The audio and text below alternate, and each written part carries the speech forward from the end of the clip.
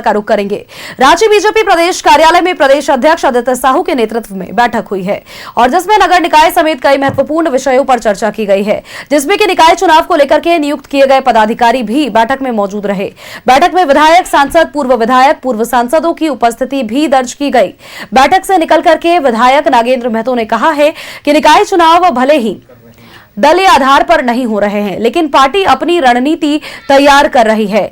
वही बैठक संपन्न होने के बाद राज्यसभा सांसद दीपक प्रकाश ने निकाय चुनाव से लेकर के यूनियन बजट पर भी प्रतिक्रियाएं साझा की हैं और कहा है कि मोदी है तो मुमकिन है, केंद्र सरकार सभी वर्गों का ध्यान रखेगी।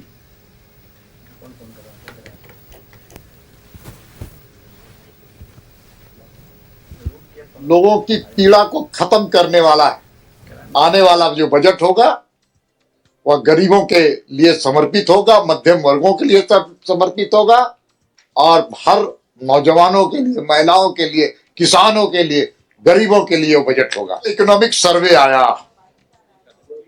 दुनिया के अंदर भारत ने एक विशिष्ट पहचान बनाई, आर्थिक क्षेत्र में, सामाजिक क्षेत्र में, और कई ऐसी योजनाएं हैं जो दुनिया के लिए आदर्श है।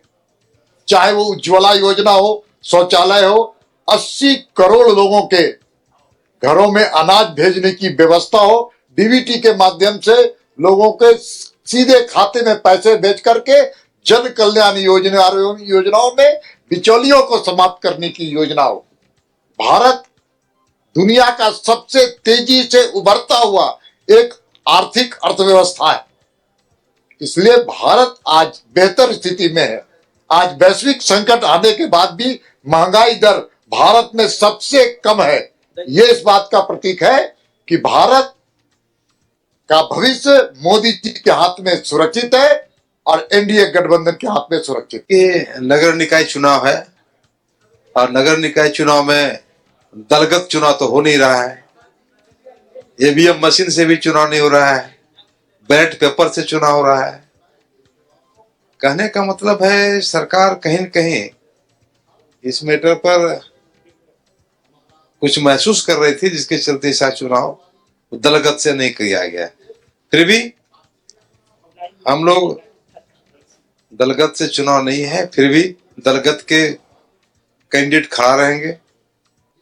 भले सरकार की तरफ से घोषित नहीं है, लेकिन हम लोग पार्टी स्तर से अपने प्रत्याशी को वहां